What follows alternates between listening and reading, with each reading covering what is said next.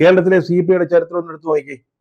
അവരുടെ പാർട്ടിയുടെ ചരിത്രത്തിലെ ഏറ്റവും അഭിമാനകരമായ സന്ദർഭം ഏതാണ്? 1969 അച്യുതമേനോൻ മുഖ്യമന്ത്രിയാകുന്നു.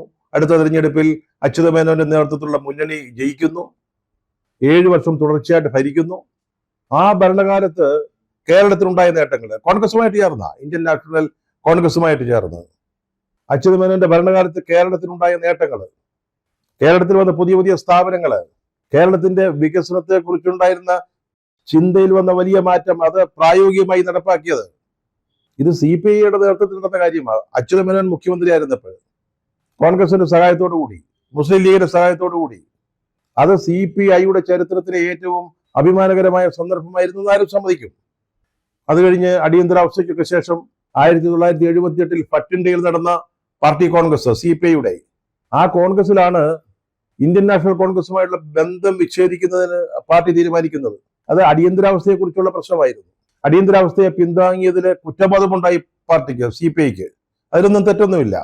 അതിനെ തുടർന്നാണ് CPM പറഞ്ഞ ഡിക്റ്റേറ്റ് ചെയ്ത ഉപാധികളിന്മേല് CPI LDFലേക്ക് വരുന്നത്.